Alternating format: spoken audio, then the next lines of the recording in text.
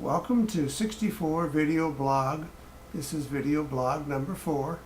My name is Dick Goodwin, and this is a video blog about living with cancer. In my case, it's colon cancer that is metastasized to my liver, and it's about living with cancer and how it affects me, my wife, my family, my friends, and I do have 3 previous episodes of this video blog that you can find if you're interested on getting caught up on YouTube. Type in the search area 64 video blog and that will take you there. Wanted to quickly mention a couple of things that have occurred since we last talked. We had a Super Bowl, and that was a very exciting Super Bowl. I'm sure most of you watched it, the most watched TV show ever. We had some friends over. My friend Nelson Metz and his wife Adele. My sister Joanne was down for a while. My wife's sister Sharon and her husband watched the first half. So it was a very exciting game, and I'm glad with who won. Additionally, this is Valentine's Day weekend, so I want to wish everybody a happy and meaningful Valentine's Day, and that you and your spouse or your significant other can have a meaningful day, and that's what's most important. The other thing that I forgot to mention, because last week I went without a script, which wasn't too bright of an idea, but I thought I'd give it a try. I forgot to mention that on January 31st, Jan and I became the proud grandparents of Regan Ann Marie Arnaldi. Jan's son Troy and his wife Julie, of course, Bailey, had a baby at St. Anthony's Hospital. Jan got to witness the birth. So that was a great thing. So we have a new addition to the family, and we've already been out to lunch this week, so that's all great. Now, back to the blog about living with cancer. Last week I talked a little bit about some possible treatments that were not frontline treatments, but that they might work in my case. The name of the one that they want to try is called SIR,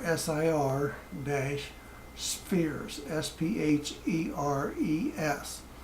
And the ultimate goal is to shoot radioactive particles or millions of small balls up through the artery where they would go in around my groin area, and shoot the radioactive balls into my liver.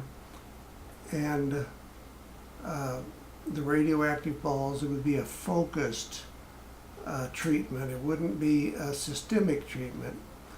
So the side effects, my immune system would not be suppressed. And the side effects would be nothing like traditional radiation. So it looked like a good option, and we decided to pursue it.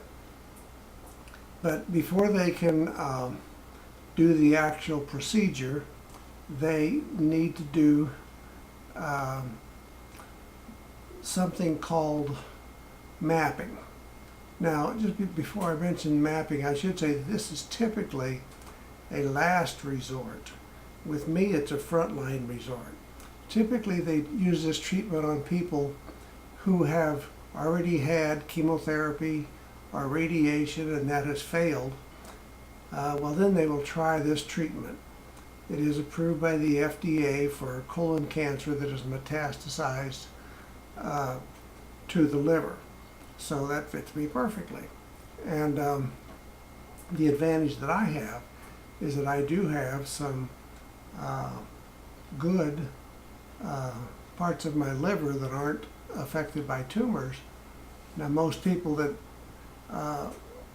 have this as the last resort treatment, the chemotherapy has had some effect on their liver, or the radiation. So they think that I'm a good candidate for this because I do have some healthy tissue in my liver. Now, prior to doing the treatment, they do something called mapping, which I had mentioned last week. Mapping is basically the doctor, I love the way my doctor explains these things to me. He mentioned just think of the artery as a superhighway, and superhighways have off-ramps. And what he needs to do is to block off those off-ramps, because there may be an off-ramp to my lungs or my stomach, and if there is an off-ramp and they don't block it off, these radioactive minuscule balls could spill into, for example, the area of my stomach or my lungs, which would eat through the lining of one or the other and kill me. So they need to do this mapping process first. So I had my mapping scheduled for February the 4th, so I've already had it done. They do the typical things that to get you prepped basically for day surgery. I had an IV put in my arm so that they could sedate me as necessary. They didn't want to put me all the way out, but they wanted to have me sedated, and they could also inject dye so that the doctor could have a better view of where the blood was flowing, how it was going, because he could see it more clearly. So they proceeded, and they would ask me every now and then to hold my breath, and I would hold my breath and they would do their thing. And at the end of the mapping process, the doctor talked to us and said that they found two off-ramps, one to my lungs, which they blocked off, and one to my stomach, which they could not find and could not block off. They could see the radioactive dye going into my stomach, but they could not find inside the artery, they could not find where that off-ramp was, so they couldn't block it off.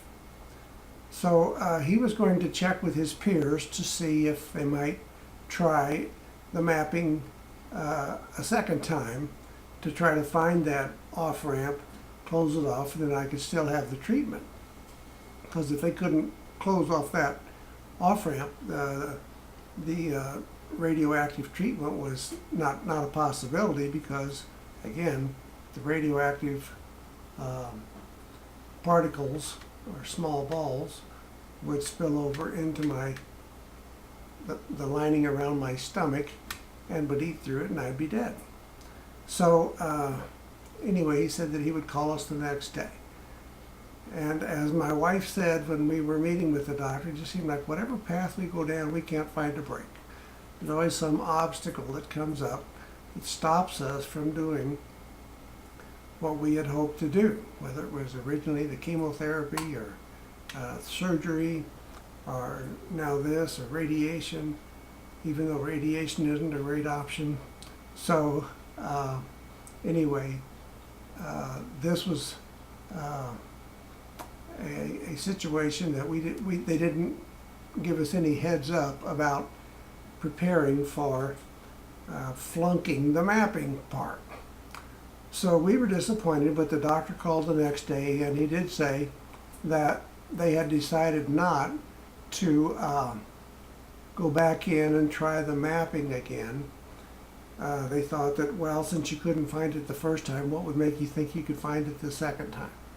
So, but he did mention a new possible approach, and it's called chemoembolization, and I will just wait to talk about that next time, and I will sign off with my typical theme song, and I hope everybody has a great weekend, great Valentine's Day, and I'll see you next week.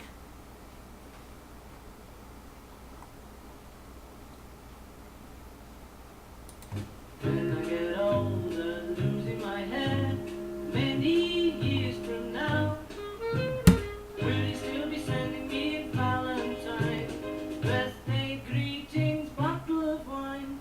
If I've been out till you lock the door? Will you still need me? Will you still feed me when I'm 64? Good day.